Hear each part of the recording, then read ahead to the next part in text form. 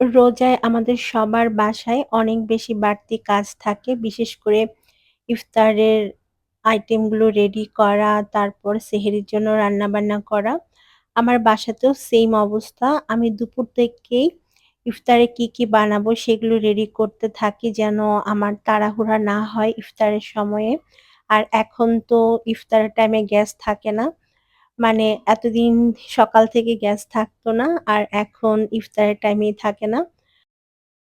আমার একটা ইনফ্রারেড চুলা আছে। আমি সেখানে গতকাল ইফতারি বানিয়েছি। যাদের লাইনের গ্যাস আছে তারা চাইলে এরকম একটা ইনফ্রারেড চুলা কিনে নিতে পারো।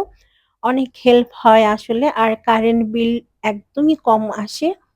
তোমরা চাইলে ট্রাই করতে পারো ৩-৪ হাজার টাকার মধ্যে ভালো ইনফ্রারেড চুলা পেয়ে যাবে। আর ইনফ্রারেড চুলার মধ্যে যেকোনো পাতিল কিন্তু ইউজ করা যায়। যারা ভাইয়ারা আছো তারা চাইলে ভাবিদেরকে কিনে দিতে পারো। এই রমজানে অনেক বেশি উপকার হবে। কারণ গ্যাস তো এত বেশি ডিস্টার্ব করে যে পারা যায় না আসলে। যাই হোক আমি একে সবকিছু রেডি করে নিচ্ছিলাম। এখানে পেঁয়াজুর জন্য আমি ডালের মিশ্রণটাকে তৈরি করে নিয়েছি। রোজার আগে আমি না জানো রোজার ইফতারের টেবিলে সার্ভ করার জন্য আমাদের ৪ জনের জন্য ৪ টা গ্লাস, ৪ টা প্লেট আর একটা জগ কিনেছিলাম শরবত বানানোর জন্য। তোমাদের সাথে ভেবেছিলাম শেয়ার করব ভিডিওটা, তবে আর শেয়ার করা হয়নি। যাই হোক এখন সেগুলো বের করে নিচ্ছি। কারণ এগুলো আমি খুব ভালো মতো এখন ওয়াশ করব। ওয়াশ করে টেবিলটাকে গুছিয়ে নিব। আর এই যে দেখো আমার গ্লাস ৪ টা আর এই প্লেটগুলো আমি নিয়েছি। আর সবচেয়ে কিউট লাগে আমার জগটা। এত সুন্দর লেগেছিল জগটা। এগুলো খুবই পাতলা কাচের। মনে হয় কি জানো একদমই ভেঙে যাবে। বাট এগুলো ওভেন প্রুফ, ওভেনও দেয়া যাবে। কোনো সমস্যা হবে না। আর এই যে আমার কিউট জগটা, তোমাদের কেমন লেগেছে আমাকে কমেন্ট করে জানিও। আমার তো অনেক ভালো লেগেছে। আর দামটা বলতে পারছি না কারণ আমি ভুলে গেছি কত টাকা দিয়ে কিনেছিলাম। আসলে মাঝে খুব ইচ্ছা করে না নতুন জিনিস দিয়ে ঘর সাজাতে, নতুন প্লেট, বাটি, গ্লাস ইউজ করতে।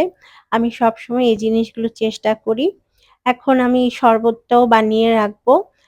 বানিয়ে এই ফ্রিজের মধ্যে আমি শরবতটাকে রেখে দিব জগটা সহই।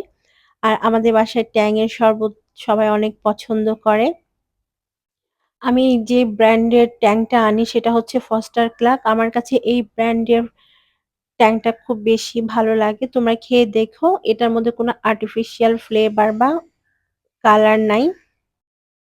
আবার লেবুর শরবতও আমাদের কাছে অনেক ভালো লাগে। বিশেষ করে আমার ছেলেরা তো লেবুর শরবতটা অনেক পছন্দ করে। বাট এখন যে পরিমাণ লেবুর দাম, আমি ৪ টা লেবু এনেছি ৳১২০ দিয়ে। তাহলে বুঝো জিনিসের কি পরিমাণ দাম বেড়েছে। আসলে আমাদের দেশে রোজার সময় প্রতিটা জিনিসই দ্বিগুণ দাম বাড়িয়ে দেয়। অন্যান্য দেশে রোজার সময় যখন জিনিসের দাম কমিয়ে দেয়, সেখানে আমাদের দেশে রোজার সময় দেখবা সব জিনিসের দাম দ্বিগুণ হয়ে যায়। কিন্তু আমাদের মনে রাখা উচিত একটা সময় আমাদের মরতে হবে এবং এগুলোর জন্য আমাদের আল্লাহর কাছে জবাবদিহি করতে হবে। আমরা যদি সেই জিনিসগুলোই না বুঝি তাহলে আমরা কেমন মানুষ হলাম, তাই না? আমার মনে হয় সবসময় যে এটা রোজার সময় জিনিসের দাম কমানো উচিত। যারা ব্যবসায়ী আছেন তারা এদিকটা খেয়াল রাখতে পারেন। যাই হোক দেখতে আমি শরবত বানিয়ে ফেলেছি। এখন আমি এটা ডিপ ফ্রিজে রেখে দিব। ইফতারের টাইম আরো ২ ঘন্টা বাকি। এদিক থেকে আমি আলুর চপগুলোও বানিয়ে নিচ্ছিলাম। আর এদিক থেকে আমার সাথে সাহিলও কিন্তু দুষ্টুমি করছে। মানে সে বাসার মধ্যে ক্রিকেট খেলছিল আরকি। ওর যেটা কাজ সারাদিন বাসার মধ্যে ক্রিকেট খেলা। আর আমি এভাবেই সব কাজ গুছিয়ে নিচ্ছিলাম। আজকের মতো এই পর্বটি আমি এখানেই শেষ করছি। না হয়তো ভিডিওটা অনেক বেশি লম্বা হয়ে যাবে। পরবর্তী ভিডিওতে আবারও তোমাদের সাথে দেখা হবে। আজকের মতো তাহলে বিদায়। আল্লাহ হাফেজ।